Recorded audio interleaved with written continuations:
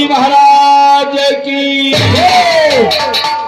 ये मर्यादा पुरुषोत्तम श्री राम ने ऐसा बाण मारा कि एक तो समुद्र के पार जाकर गिरा और दूसरा जाता रहा। तो आइए देखते हैं अब अगली कड़ी। अब महाराज जी भी अपने आश्रम में जाकर के विश्राम करेंगे और राजा जनक जी का दरबार लगने जा रहा है। बहुत रोचक दृश्य आपके सामने आने वाली हो रही है। महाराज दशरथ का दरबार लगेगा और प्रतिज्ञा करेंगे महाराज दशरथ, आज धनुष यज्ञ है। कितने राजा धनुष तोड़ने के लिए आने वाले हैं, देखते रहिए, बहुत आनंद आएगा। शांति का परिचय देते रहिए। बहुत राजा तैयार हैं, बहुत दूर दूर से राजा आए हुए हैं। आइए देखिए। महाराज विदेह राज की जय हो, महाराज विदेह राज की जय हो, महाराज विदेह राज की जय हो, जय हो, जय हो।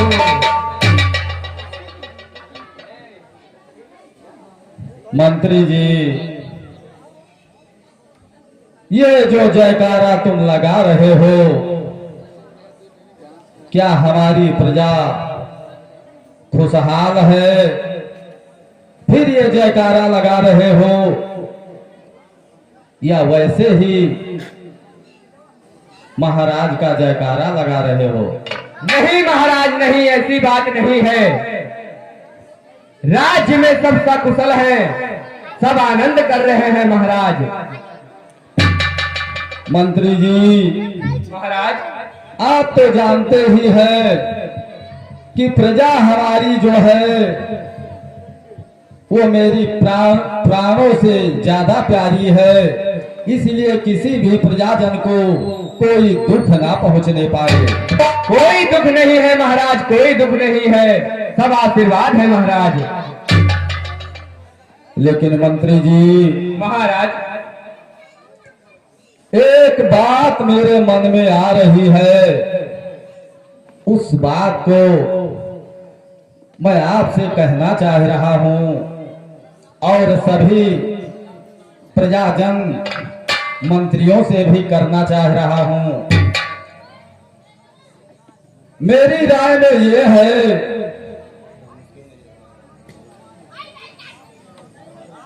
कि ये जो महादेव श्री शिव शंकर का जो ये पुराना धनुष अपने राजमहल में इतने दिनों से रखा था, उसको पुत्री सीता ने एक दिन खेल ही खेल में उठा दिया। जिस धनुष को बड़े बड़े बलशाली राजा कोई भी नहीं उठा सकता था, मेरी पुत्री सीता ने खेल ही खेल में उठा दिया। तो मेरे मन में ये विचार आता है कि क्यों ना हम अपने मन में प्रण लेते हैं कि जो भी महादेव के पुराने धनुष का खंडन करेगा, उसी के साथ मैं अपनी पुत्री श्री सीता का विवाह करूंगा, स्वयंवर करूंगा। इसलिए मंत्री जी सारे राजाओं के पास में पत्रिका भिजवा दो, ऋषि मुनियों को पत्रिका भिजवा दो, राजाओं को पत्रिका भिजवा दो, संदेशा भिजवा दो कि अगले सोमवार को महाराज जनक एक धनुष यज्ञ महामहोत्सव कर रहे हैं, जिसमें सभी राजागण आकर के अपने अपने बल का परिचय दें और जो इस महादेव के धनुष को तोड़ेगा, मेरी पुत्री उसी के गले में जयमाल डाल देगी। ये तो बहुत अच्छी बात है महाराज, बहुत अच्छी बात है। मैं पत्रिका अभी पहुंचा देता हूं महाराज, इससे निश्चिंत रहिए।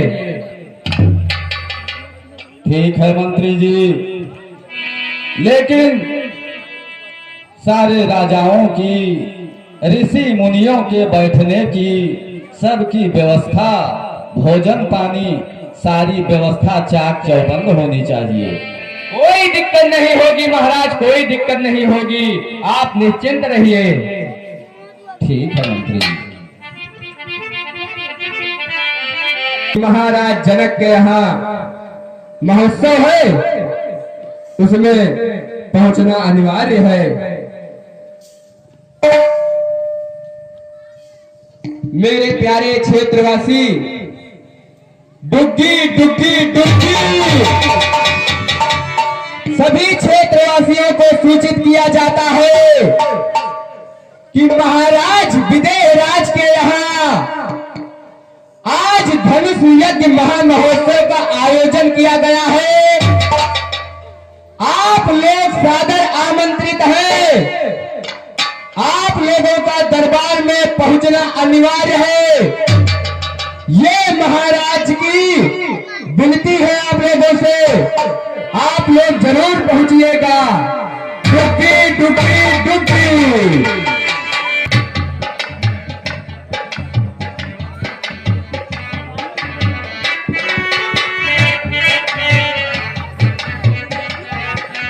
बेटा राम,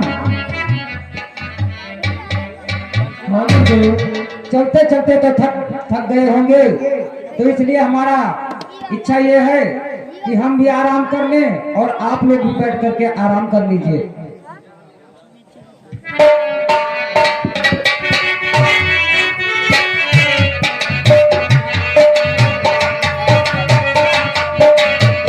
हेलो, इधर विश्वामित्र जी महाराज अपने आश्रम में विराजमान हैं, राम लक्ष्मण के समेत। उधर से विदेहराज जी के मंत्री जी पत्रिका लेकर के विश्वामित्र जी के आश्रम में पहुंचने वाले हैं। आइए देखते हैं अगली कड़ी।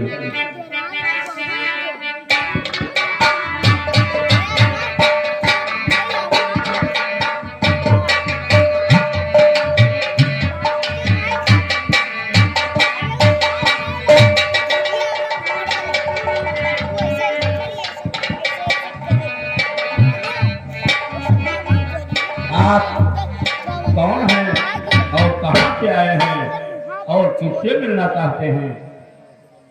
मैं जनकपुर से आया हूँ। मैं विदेहराज का मंत्री हूँ। मुझे गुरुदेव से मिलना है। ठीक है, मैं आज्ञा लेकर अभी बताता हूँ। भैया लक्ष्मण, कहिए दरबार। अपने महाराज जी को बताओ कि जनकपुर से विदेहराज के यहाँ से मंत्री जी आए हुए हैं, मिलना चाहते हैं। ठीक है दरबार। यहाँ भो बेटा। गुरुदेव, जनकपुर से विदेहराज के मंत्री आपसे मिलना चाहते हैं। आपकी क्या आज्ञा है? जाओ, उनको आदर सम्मान के साथ लेकर चले आओ। ठीक है गुरुदेव। द्वारपाल, कहिए भैया लक्ष्मण। गुरुदेव की उनकी आज्ञा है कि उनके आदर सहित लेके आया जाए गुरुजी के पास। जैसी आज्ञा, जैसी आज्ञा।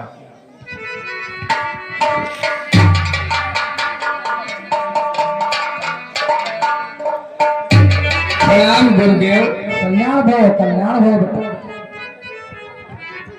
गुरुदेव, कहिए मंत्री जी, क्या बात है? जनकपुर में एक महोत्सव होना है, धनुष यज्ञ महोत्सव। इसलिए महाराज जी ने आपको सादर आमंत्रित किया है। महाराज, ठीक है मंत्री जी, अगर हमें आमंत्रित किया है तो उस धनुष महोत्सव में हम अवश्य आएंगे। ठीक है, आपको आना चाहिए। ले लीजिए पत्रिका। ठीक है मंत्री जी, ठीक है।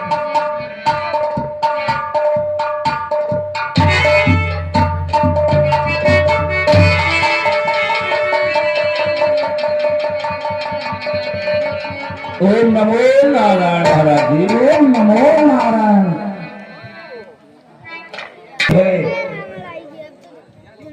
इसमें हम हो लिहा करते हो ये दोनों जने ही आश्रम में रहबे करी है। हम हो जने तो हम आई चला आपके करमंडल मंडल पानी पूरी भरे पड़ जाई। तो मंत्री जी चलने के लिए कोई इनकार थोड़ी है, लेकिन यहाँ का आश्रम का क्या होगा? आश्रम में है भैया राम है, इतने बड़े बड़े राक्षस कहाँ मार दीन है। अब हम ही रहबे तब आश्रम देखबे। हम हो जने तोरे ददवा घूम आई। ठीक है, अगर आपकी इच्छा है तो हमारे साथ आप चलिए। ठीक है, बाकी भैया राम की इच्छा भैया राम बताई है। हाँ ठीक है। गुरुदेव कहिए बेटा राम, स्वयंवर देखने हम भी जाएंगे क्या? स्वयंवर देखने के लिए आप भी चलेंगे? बिल्कुल गुरुदेव। ठीक है बेटा राम, अगर आपकी इच्छा है तो आप भी मेरे साथ चलिए। ठीक है गुरुदेव, अब हम लोग जनकपुर के लिए प्रस्थान करते हैं। ठीक है बेटा राम, चलिए।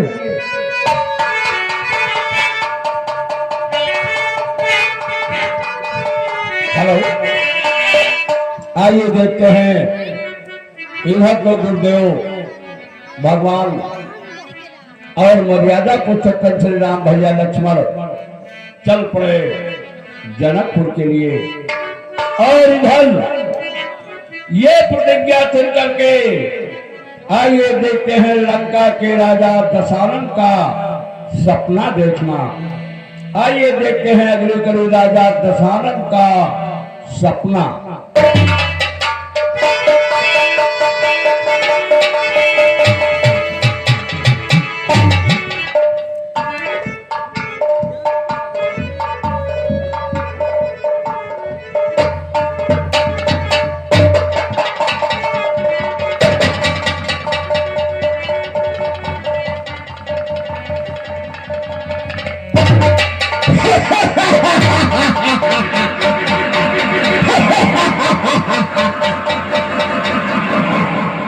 ये चकाचौंध सी भरी जोत किसने आकर के दिखा दिया?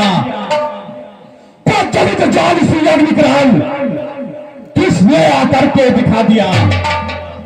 तारों पे तुंग तरंगे लड़ियों को तोड़ तोड़ रहे, बंदी जन उमड़ उमड़ करके क्या चित्त सुशील मरोड़ रहे, क्या गगन गा रहा प्लेगान बेताल छंद क्यों फर्राता, क्या तुच्छ समीचर प्रबल हुआ आंखें तरेर कर घुसाता, क्या कुबेर आज हंस के लाली आंखों से ताक रहे, जो रहे बसांगन को भाते वो आंगों के भंगवा करे। प्रिय ये क्या, ये कैसा सपना था?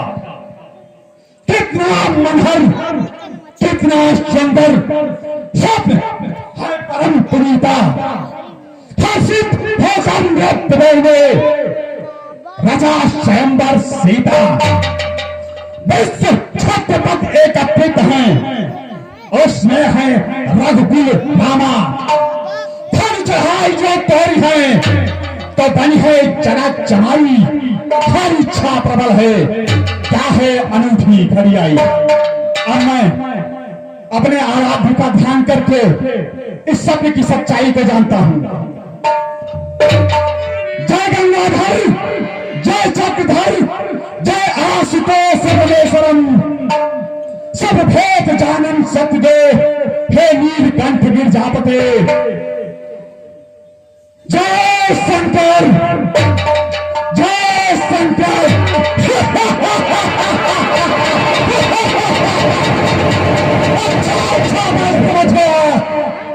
मानो कोई कहता है बस्ती शलोमी फला नगरी, वह मेरे मोच की सरता है। कह रही गुप्त झंकारे सब जगनेश्वर आया आनी पर, कहता है सुमर प्रदेशों में सर्वेश्वर आया आनी पर। संचालक इस भूमंडल का जगदीशर जो कहलाता है, वह निराकार साकार ही सारंधर बनकर आता है। लंकेश आज की है सच सचेत तेरे हित शुभ दिन आए हैं, ये दाव तेरा करने के है इस शक में चटपट आए हैं। मन में एक भक्ति विनोद प्रकाश इस ढंग मुझे निभाना है, अपने जीवन का भेद भरा पावन नाटक दर्शाना है।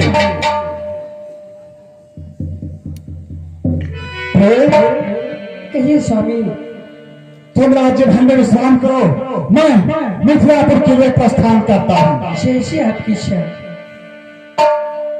विमराज, तुमने देश देशांतर के राजाओं को पत्रिका दी, लेकिन यह पत्रिका रावण को न देकर बहुत बड़ी गलती की है। इसका खामियाजा तुम्हें अवश्य भुगतना होगा, अवश्य भुगतना होगा, अवश्य भुगतना होगा।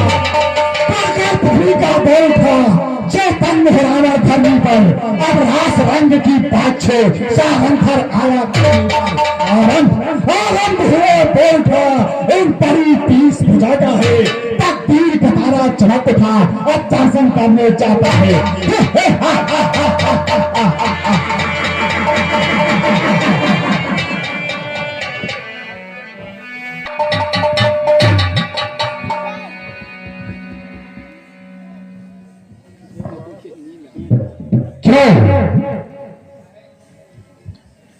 क्यों ध्यान हुआ है भंग मेरा, क्यों नहीं मोद लहराता है उस मृत्युलोक में जाने को, क्यों मेरा मन अकुलाता है। यह सकल लोक का सर्वा सुख क्यों मुझ पर घेरा जाता है। यह प्रात काल का दृश्य प्रभु किंचित कर क्यों उठाता है। यह बतलाओ मानस, मैं अपने ध्यान मुद्रा से टूट गया, क्या कारण है कि मृत्युलोक में भूलोक पर जाने को मन कर रहा है। मुझे अपने आराध्य देवाधिदेव महादेव का ध्यान करके यह ज्ञात करना होगा। ओम ओम। हाँ, ध्यान आया।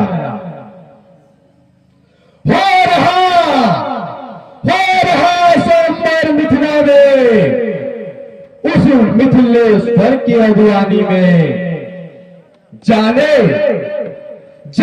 को वहां विचार किया उस लंका पति अभिमानी ने। यदि गया नहीं वहां पर मैं, तो वह अनर्थ कर दिखलाएगा। वह लंकाधीश्वर अभिमानी मनमानी ही कर जाएगा। ओ नीच लंकाधीश्वर, तू पाप नहीं कर पाएगा। मेरे होते हुए 10 तू विजय नहीं कर पाएगा। हो जाओ सावधान है लंकाधीश्वर, फल विपरीत नहीं होने दूंगा। अपने होते मिथिलापति का अपमान नहीं होने दूंगा। पहुंचे हैं त्रिभुवननाथ वहां, उनका भी शीघ्र दर्शन होगा। श्री जनक राजगुरु भाई है, उससे भी प्रेम मिलन होगा। मुझे अब ज्यादा विलंब ना करते हुए मिथिला के लिए निकलना चाहिए। वहां पर विदेहराज जनक, जो कि मेरा गुरु भाई है, उसने मुझे निमंत्रण नहीं दिया। इसका फल उसे भुगतना पड़ेगा।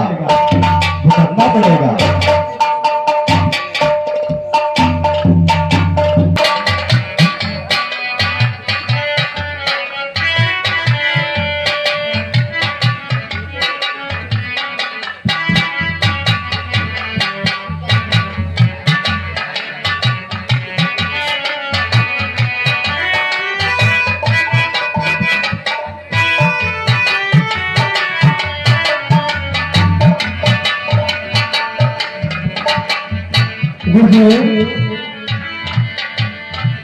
कहिए बेटा राम। कि पड़ी हुई तो सार मारती चौबीस जिसके कोहरा है। मैंने पूछा गुरुवर्य अचरज कैसा है।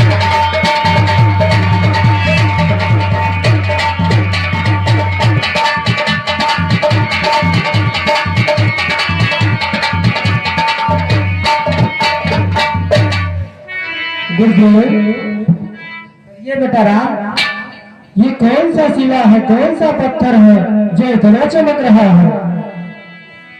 सुनिए बेटा राम, अवश्य बताएंगे। फिर कहा कभी गौतमती थी, अब शिला सांप की मारी है, अब शिला सांप की मारी है। सबसे गुलाम हुई है ये आकांक्षा ये तुम्हारी है।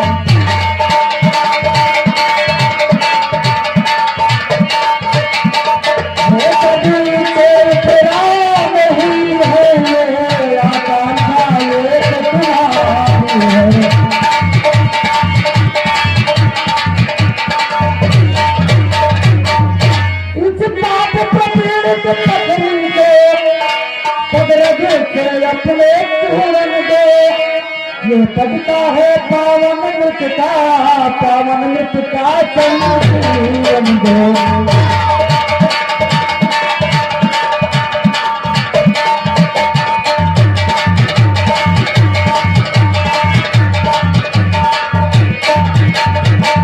बेटा राम और गुरुदेव, ये अपने पति के श्राप की वजह से अहिल्या नाम की औरत थी, वो अपने पति के श्राप से पत्थर बन गई है। तो हमें तो यही कहना है कि आप इनको उद्धार कर दीजिए। आपकी जैसी राय हो।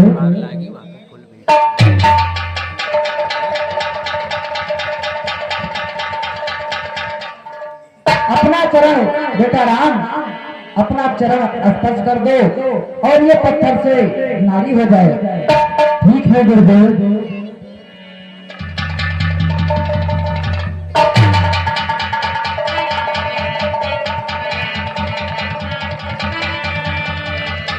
हे भगवान, मैं अपने पति के श्राप के वश से मैं एक पत्थर बन गई थी और मेरे पति ने कहा था कि जब प्रभु रामचंद्र जी आएंगे इसी रास्ते से निकलेंगे, आपको दर्शन देखे और आपको चल के लगते ही आपका सुंदरता वापस आएगी। तो क्या भगवान आज प्रभु रामचंद्र जी के दर्शन हो गए? ठीक है देवी, ठीक है भगवान, मैं अपने पति पे जाना चाहता। ठीक है जाओ देवी। ठीक है गुरुदेव, मैंने अहिल्या का तो उद्धार कर दिया, अब हमें जनकपुर के लिए प्रस्थान करना चाहिए। ठीक है बेटा राम, चलिए जनकपुर हम चल रहे हैं।